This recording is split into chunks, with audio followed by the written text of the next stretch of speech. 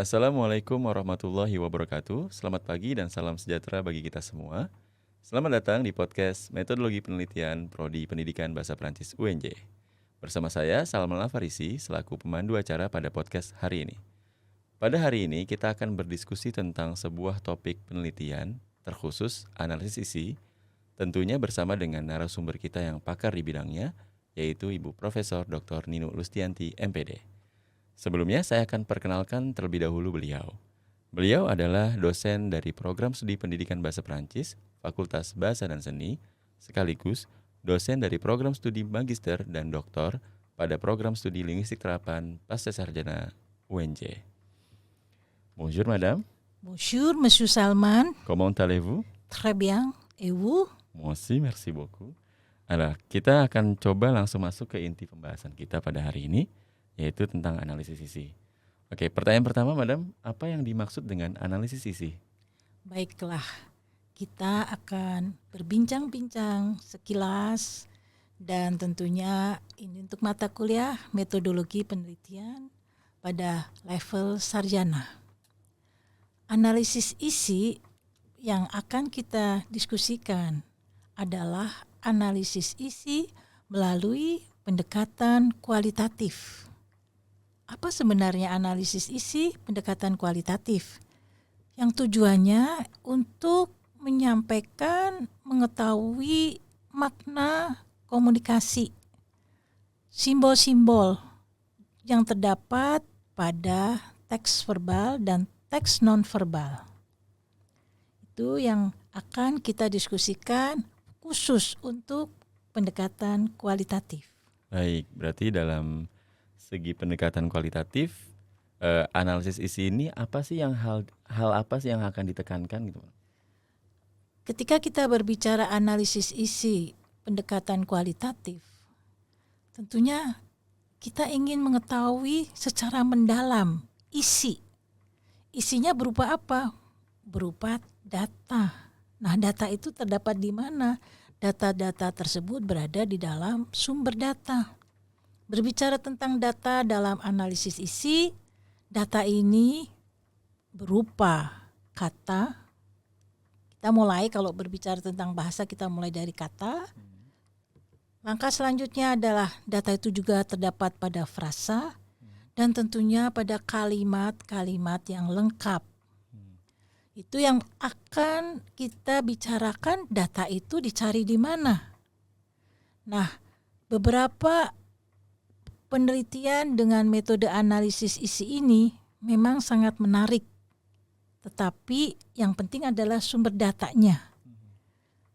Saat ini sumber data itu bisa kita peroleh dari 1, karya sastra, 2, dari media sosial.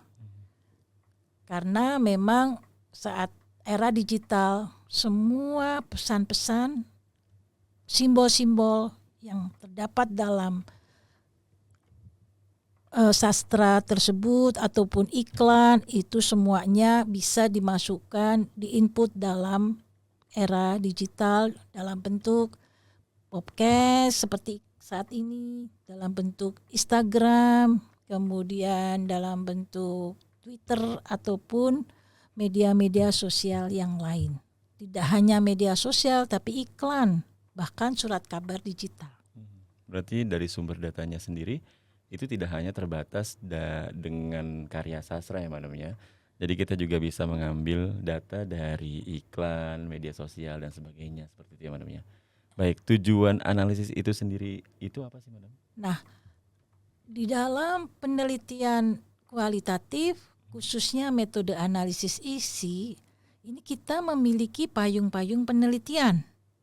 Payung penelitian yang sangat diminati oleh mahasiswa saat ini cenderung ke penelitian sastra.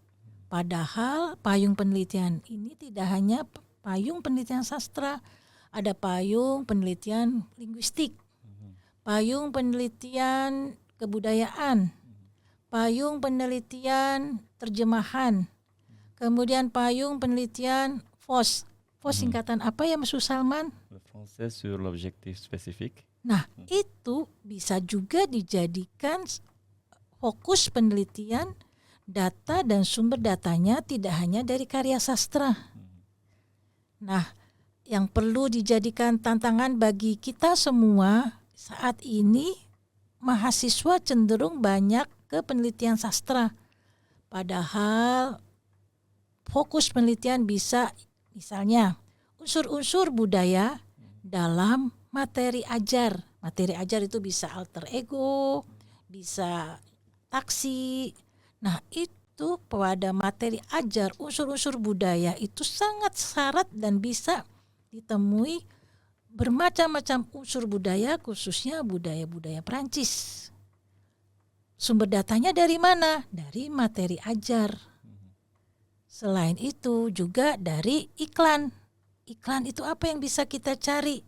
Misal dalam kajian semiotik, makna denotasi, makna konotasi, payungnya payung linguistik. Datanya apa? Datanya adalah frasa, kemudian kalimat-kalimat yang terkait, yang mengandung denotasi dan konotasi. Sumber datanya apa? Bisa iklan. Bisa juga surat-surat kabar media banyak sekali sekarang media surat kabar dalam bentuk digital. Kalau kita lihat dari penelitian yang sering dilakukan mahasiswa prodi kita, seringkali mereka bertujuan untuk mendeskripsikan ya Madam, ya, mendeskripsikan data. Dalam artian berarti mereka menggunakan pendekatan deskriptif. Selain ada pendekatan deskriptif, ada pendekatan apa lagi sih Madam dalam analisis isi? Banyak pendekatan dalam analisis isi, tapi untuk tingkat S1 biasanya yang digunakan hanya mendeskripsikan. Sedangkan analisis pendekatan lain itu diimplementasikan pada magister dan pada doktor. Ketika level doktor itu tidak hanya sekedar analisis isi, tapi sekarang analisis wacana kritis. Karena tidak sekedar mendeskripsikan, tetapi untuk memperoleh pemahaman mendalam tentang isi.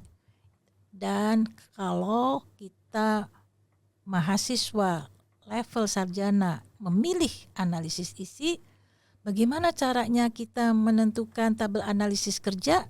Biasanya dari teori, kajian-kajian pustaka yang sudah dipilih oleh mereka, oleh mahasiswa, dan tentunya dibantu oleh dosen pembimbing yang sangat pakar. Baik. Oke, kalau begitu memang untuk level mahasiswa kita itu masih wajar kalau dibilang mereka menggunakan pendekatan deskriptif ya Madam ya, karena memang pada level S1 adalah pendekatan deskriptif. Baik, kemudian untuk pertanyaan terakhir Madam, untuk mencapai hasil sesuai tujuan penelitian, kira-kira apa sih kiat-kiat yang harus diperhatikan oleh mahasiswa? Nah, untuk mempersiapkan skripsi yang bermutu tentunya, mahasiswa dipersiapkan sejak mereka menempuh mata kuliah metodologi penelitian. Pada mata kuliah metodologi penelitian, mahasiswa sudah diarahkan untuk memilih fokus penelitian. Tetapi terkadang mahasiswa memperoleh kesulitan. Nah, cara yang paling mudah adalah carilah sumber data yang memang akan diteliti sehingga isi dari penelitian dari sumber data tersebut itu jelas. Misal, mahasiswa menentukan penelitiannya payung sastra. Karya sastranya apa? Bisa film, novel, lagu, dan karya-karya sastra yang lain, puisi. Kemudian mahasiswa menentukan sumber data, misal dalam sebuah film Le Rouge et le Noir. Ternyata di dalam karya sastra tersebut syarat dengan kata-kata, kalimat tentang nilai-nilai moral. Itulah yang dijadikan fokus penelitian. Sehingga mahasiswa di mata kuliah metodologi penelitian itu sudah memiliki embrio skripsi. Minimal fokus penelitiannya apa? Nilai moral. Nah, kemudian diarahkanlah oleh tim dosen, mulailah untuk mencari menentukan teori apa agar isi nilai moral dalam film tersebut ditemukan. Misal, nilai moral itu kita berpijak pada teori nilai moral, yaitu 1, hubungan antar manusia dengan manusia. Yang kedua, hubungan antar manusia dengan Tuhan. Yang ketiga, hubungan antar manusia dengan sesama sekitarnya. Kalau saya urutkan secara rinci, sebetulnya yang pertama adalah hubungan manusia dengan yang di atas, dengan Tuhan. Yang kedua, hubungan manusia dengan diri sendiri. Dan yang ketiga, hubungan manusia dengan lingkungan. Dari 3 teori tersebut disusunlah sebuah tabel. Kemudian mahasiswa sudah mulai mempersiapkan 30 data tentang kata, frasa, kalimat yang ada hubungannya dengan nilai moral, yang ada hubungannya dengan kajian pustaka tersebut, Mas Salman. Itu sudah sangat-sangat luar biasa. Biasanya pada mata kuliah metodologi di akhir perkuliahan itu mahasiswa diwajibkan untuk menyusun embrio skripsi. Nah, di tengah-tengah proses penyusunan skripsi ternyata sumber data itu sama, itu masih bisa dicari sumber data yang lainnya. Berarti dengan kata lain mahasiswa memang harus sudah mempersiapkan topik penelitiannya itu dimulai dari mata kuliah metodologi penelitian ya Madam ya. Ya. Berarti benar-benar harus dipersiapkan dari mata kuliah tersebut sehingga ketika mengerjakan skripsi mereka sudah matang dan tidak harus mencari judul baru lagi dan sebagainya. Ya, sekali lagi Mas Salman, bahwa analisis isi pendekatan kualitatif payungnya tidak hanya dari karya sastra. Seperti tadi yang sudah saya sampaikan, payungnya bisa dari linguistik. Fokus penelitiannya bisa alih kode, campur kode dalam novel. Boleh, sumber datanya sastra boleh, tapi fokusnya adalah linguistik. Atau tadi sudah saya sampaikan juga, misal unsur-unsur budaya Prancis dalam buku atau materi ajal Alter Ego.